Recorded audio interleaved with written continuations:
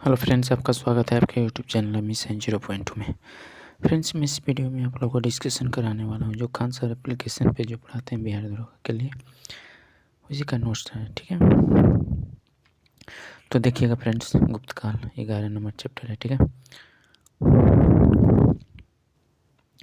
इस वंश में भारतीय इतिहास का स्वर्ण काल कहा जाता है गुप्त। ठीक है, गुप्त शासक का वैसे थे, यह विष्णु उपासक थे। ऐसा माना जाता है कि एक कुषाण शासकों के सामंत थे। ठीक है, इस वंश के संस्थापक श्री गुप्त थे। देखते हैं, इस वंश का वास्तविक संस्थापक चंद्रगुप्त वन थे। इन्होंने लिच्छवी राजकुमारी कुमारी देवी से विवाह किया। इस उपलक्ष्य में उसने राजा रानी प्रकार का सिक्का चलाया था। आगे देखते हैं, समुद्रगुप्त, यह चंद्रगुप्त वन का पुत्र था। यह कुमार देवी का पुत्र था। अतः यह खुद को लिच्छवी का नाती कहलाता था। इसके बचपन का नाम कांच था। ठीक है, चंद्रगुप्त की नीतियां आक्रमण तथा विस्तारवादी थी। अतः यह अशोक के विपरीत था। नेक्स्ट देखते हैं, इसने आर्यवंत उत्तर भारत के राजाओं को जीतकर अपने साम्राज्य में मिला लिया, जबकि दक्षिण भारत के 12 राज्यों को पराजित कर दिया और उससे कर वसूल रहा। ठीक, आगे देखते हैं, इन्हीं विजय अभियान के कारण समुद्रगुप्त की तुलना नेपोलियन से की जाती है। इसीलिए B.A. स्मिथ द्वारा समुद्रगुप्त को भारत का नेपोलियन कहा जाता है, जो एर्ली हिस्ट्री ऑफ इंडिया की पुस्तक में लिखा हुआ है। ठीक है, आगे देखते हैं, समुद्रगुप्त के विजय अभियान की जानकारी प्रयाग प्रस्ताव अभिलेख इलाहाबाद से मिलती है। यह अभिलेख समुद्रगुप्त के दरबारी कवि तथा महासंघ विग्रह युद्ध एवं शांति का दूत हरिसेन का है। ठीक है, पुराण में कहा गया है कि समुद्रगुप्त का घोड़ा समुद्र 3 का पानी पीता था। ठीक है, किसका पानी पीता? समुद्र 3 का पानी पीता था, अर्थात समस्त दक्षिण भारत समुद्रगुप्त के समान नतमस्तक था। आगे देखते हैं, श्रीलंका के शासक मेघवन ने बौद्ध गया में मंदिर बनवाया। कहाँ पे बनाया? बौद्ध गया मंदिर बनवाने के लिए अपना एक दूत समुद्रगुप्त के दरबार में भेजा और अनुमति मांगी। ठीक है, आगे देखते हैं, समुद्रगुप्त ने उस मंदिर बनवाने की अनुमति दे दिया। समुद्रगुप्त के कृष्ण चरित्र पुस्तक की रचना की, जिस कारण इसे कविराज कहा जाता है। ठीक है, इसके सिक्कों पर वीणा बजाते हुए तथा सैनिक वेशभूषा में दिखाया गया है। आगे देखते हैं फ्रेंड्स, समुद्रगुप्त के समय सबसे अधिक प्रचलित सिक्का मयूर शैली का सिक्का था। आगे देखते हैं, समुद्रगुप्त के बाद रामगुप्त शासक बना। यह एक अयोग्य शासक था। इसकी पत्नी का नाम देवी था। देवी के रामगुप्त के छोटे भाई चंद्रगुप्त II के साथ षड्यंत्र रचाकर खुद के पति रामगुप्त की हत्या करवा दी। इसकी जानकारी विशाख दत्त की पुस्तक देवी चंद्रगुप्त में मिलती है। ठीक, नेक्स्ट देखते हैं, चंद्रगुप्त II इसके शकों का अंत कर दिया और विक्रमादित्य की उपाधि धारण की। इतिहास में कुल 14 शासकों ने विक्रमादित्य की उपाधि धारण की। इससे शक विजेता भी कहा जाता था। इसने चांदी के सिक्का चलाया। यह न्याय के लिए प्रसिद्ध था। इसके न्याय का सिंहासन पत्थर का बना था। आगे देखते हैं, इसके समय सर्वाधिक विस्तार हिंदू धर्म का हुआ। इसके दरबार में संस्कृत के 9 विद्वान रहते थे, जिन्हें नवरत्न कहा जाता था। नवरत्न में सबसे प्रमुख कालिदास, संस्कृत लेखक अमरदास कवि वरही मिहिर, खगोलविद धन्वंतरि, आयुर्वेदाचार्य आदि दरबार में थे। ठीक, लिख सकते हैं। चंद्रगुप्त II के दरबार में चीनी बौद्ध विद्वान फयान भारत आया। इसने अपने यात्रा विवरण को क्यों की है? तो चंद्रगुप्त द्वितीय के बाद अगला शासक कुमारगुप्त बना। इसने महायान शाखा के शिक्षा के लिए नालंदा विश्वविद्यालय बनवाया। ठीक है, इसे महायान शाखा का ऑक्सफोर्ड कहा जाता है। विश्व का पहला विश्वविद्यालय तक्षशिला विश्वविद्यालय था। इसकी स्थापना राजा तक्ष ने करवाई थी। यह वर्तमान पाकिस्तान में रावलपिंडी जिला में स्थित है। कहाँ पे है? पाकिस्तान में। ठीक है, विश्व का पहला छात्रावास की सुविधा देने वाला विश्वविद्यालय नालंदा विश्वविद्यालय है। ठीक है, छात्रावास का सुविधा देने वाला कौन है? नालंदा विश्वविद्यालय। 1198 ईस्वी में ऐबक का सेनापति बख्तियार खिलजी ने नालंदा विश्वविद्यालय को ध्वस्त करवा दिया था। ठीक है, आगे देखते हैं। कुमारगुप्त के बाद अगला शासक स्कंदगुप्त बना। स्कंदगुप्त ने सुदर्शन झील का पुनर्निर्माण करवाया।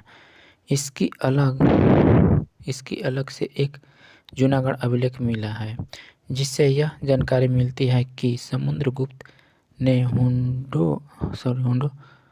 हुणों के आक्रमण को असफल कर दिया। इसके बाद गुप्त वंश में बहुत छोटे शासक हुए। भानुगुप्त के एरन अभिलेख से सती प्रथा की जानकारी मिलती है। इस वंश का अंतिम शासक विष्णुगुप्त था। इस वंश के विनाश का कारण हुणों का आक्रमण था। ठीक, हुणों, आगे देखते हैं। हुण आक्रमण के बाद गुप्त वंश छोटे छोटे सामंतों में बंट गया, जिसमें सबसे महत्वपूर्ण सामंत पुष्यभूति थे। गुप्तकालीन प्रशासनिक व्यवस्था। वर्तमान हिंदू धर्म का स्वरूप गुप्तकाल की देन है। गुप्तकाल की राजधानी कौशाम्बी थी। इस समय शासक की सबसे बड़ी इकाई देश होती थी। ठीक है, देश का सर्वोच्च राजा होता था, जो न्याय भी सर्वोच्च था। शासन की सबसे छोटी इकाई गांव थी, जो ग्रामीण के अधीन रहती थी। नेक्स्ट देखते हैं। इस समय गणित तथा ज्योतिष का सर्वाधिक विकास हुआ। अजंता की गुफा का निर्माण गुप्त काल में हुआ। महाराष्ट्र के इन गुफाओं की संख्या 29 है। 16, 17 तथा 19 नंबर की गुफाएं गुप्त काल की हैं। अजंता की गुफा बौद्ध, जैन तथा हिंदू तीनों के लिए प्रसिद्ध है। गुप्त काल में ही मध्य प्रदेश में बाघ की गुफा बनाई गई है। क्या बनाई? बाघ की गुफा। आगे देखते हैं। गुप्त काल में ही अफगानिस्तान में बमियान में स्थित पर्वतों को काटकर महात्मा बुद्ध की विश्व की सबसे ऊंची प्रतिमा बनाई गई है। कहाँ पे? तो आपको विश्व की सबसे ऊंची प्रतिमा अफगानिस्तान के बमियान में स्थित पर्वत को काटकर, ठीक है।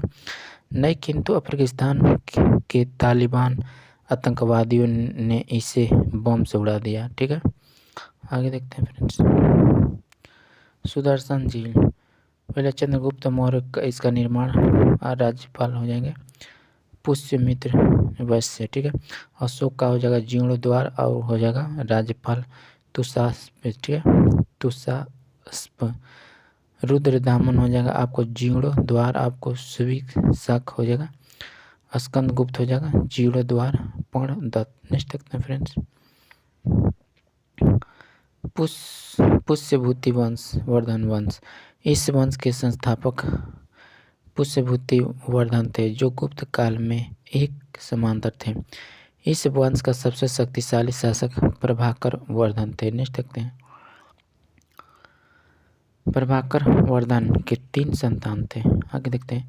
राजवर्धन, हर्षवर्धन एवं 3 राजश्री। ठीक है, राजश्री का विवाह कन्नौज के राजा गृहवर्मन से हुआ। मालवा के शासक देवगुप्त ने गृहवर्मन की हत्या कर दी और राजश्री की हत्या करने का भी प्रयास किया। किंतु राजश्री जंगल में भाग गई। आगे देखते हैं, राजवर्धन ने देवगुप्त की हत्या कर दी। गौड़ बंगाल संशासक के राजवर्धन की हत्या कर दिया।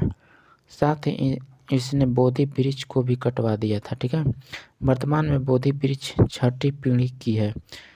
शशंक सौ धर्म का अनुयायी था। हर्षवर्धन के शशंक की हत्या कर दी। हर्षवर्धन के सामने दो चुनौती थी। ठीक है, कौन कौन? तो राजश्री का पता लगाना तथा साम्राज्य को संभालना। ठीक है, हर्षवर्धन ने दिवाकर नामक बौद्ध भिक्षु के सहयोग से राजश्री का पता लगाया। किससे?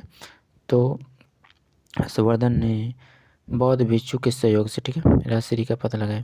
हर्षवर्धन ने अपनी राजधानी कन्नौज को बनाया और अपने साम्राज्य को संभालने लगा। नेक्स्ट देखते हैं, हर्षवर्धन ने कभी भी स्वयं को कन्नौज को राजा साबित नहीं किया, बल्कि राजश्री का संरक्षण बनाकर शासन किया। हर्षवर्धन सहित प्रेमी था। इसने 3 पुस्तक की रचना की। कौन कौन? नागानंद, रत्नावली, प्रियदर्शिका। हर्षवर्धन के दरबारी कवि वर्णभट्ट थे। नेक्स्ट देखते हैं, इन्हें 2 पुस्तकों की रचना की। कादम्बरी, हर्षचरित्र को शीलादित्य कहा जाता था। हर्षवर्धन को भारत का अंतिम हिंदू सम्राट माना जाता है। इसके काल में चोर तथा डाकुओं का बोलबाला था। इस समय मथुरा सूती वस्त्र का प्रमुख केंद्र था। ठीक है, इसके समय चीनी यात्री हेनसांग भारत की यात्रा किया। 629 ईस्वी में जब हेनसांग भारत आया था, तब नालंदा विश्वविद्यालय के कुलपति शीलभद्र थे। नेक्स्ट देखते हैं, हेनसांग को यात्रियों का राजकुमार, नीति का पंडित तथा शाक्य मुनि कहा जाता है। युग की रचना हेनसांग द्वारा किया गया था। इन्होंने नालंदा विश्वविद्यालय में अध्ययन तथा अध्यापन का कार्य किया। नालंदा विश्वविद्यालय के लिए 100 गांवों का आर्य हर्षवर्धन ने दान के रूप में दिया। नेक्स्ट देखते हैं, हेनसेंग की विद्वता को देखकर हर्षवर्धन ने 5 प्रत्येक वर्ष पर प्रयाग में होने वाले महामोक्ष परिषद का अध्यक्ष हेनसांग को बना दिया, जिस कारण ब्राह्मणों ने हर्षवर्धन का विरोध किया। कुंभ मेला का प्रारंभ हर्षवर्धन के द्वारा ही माना जाता है। हर्षवर्धन हिंदू तथा किंतु वह बौद्ध धर्म को महायान शाखा से प्रभावित था। हर्षवर्धन के समय उत्तर भारत में सबसे महत्वपूर्ण शहर कन्नौज था। ठीक, नेक्स्ट देखते हैं, इनके समय कन्नौज में बहुत बड़े बौद्ध सम्मेलन का आयोजन किया गया। इसे 5वीं बौद्ध संगीति भी कहते हैं। हर्षवर्धन समस्त उत्तर भारत को जीत लिया तथा किंतु कश्मीर को अपने क्षेत्र में नहीं मिला पाया। आगे देखते हैं फ्रेंड्स, हर्षवर्धन ने दक्षिण भारत का अभियान प्रारंभ किया, किंतु नर्मदा नदी के तट पर दक्षिण भारत का चालुक्य शासक पुलकेशिन द्वितीय ने इसे पराजित कर दिया। इसकी जानकारी पुलकेशिन द्वितीय का कर्नाटक में स्थित ऐहोल अभिलेख से मिलती है। 647 ईस्वी में हर्षवर्धन की मृत्यु हो गई। हर्षवर्धन की कोई संतान नहीं थी, जिस कारण हर्षवर्धन वंश का पतन हो गया। ठीक है, आगे देखते हैं, हर्षवर्धन की मृत्यु के बाद उत्तर भारत में राजनीतिक शून्य सन्नाटा की स्थिति में आ गई। इतिहास में हर्षवर्धन की मृत्यु को युग परिवर्तन का काल कहते हैं। हर्षवर्धन अंतिम बौद्ध राजा था जो संस्कृत का महान विद्वान था। हर्षवर्धन की मृत्यु के बाद कन्नौज पर यशोवर्मन का शासक हुआ। ठीक है फ्रेंड्स, इस चैप्टर में इतना ही क्वेश्चन था। ठीक है, नेक्स्ट चैप्टर में आपको कराएंगे फ्रेंड्स, देखिएगा, जो लास्ट चैप्टर है जो दक्षिण भारत। ठीक है, तो फ्रेंड्स वीडियो अच्छा लगा होगा तो इसे ज़रूर लाइक कीजिएगा, चैनल पर नए होंगे तो चैनल को भी आप सब्सक्राइब कर दीजिएगा, ठीक है। नेक्स्ट वीडियो में फिर मिलते हैं, तब तक के लिए धन्यवाद।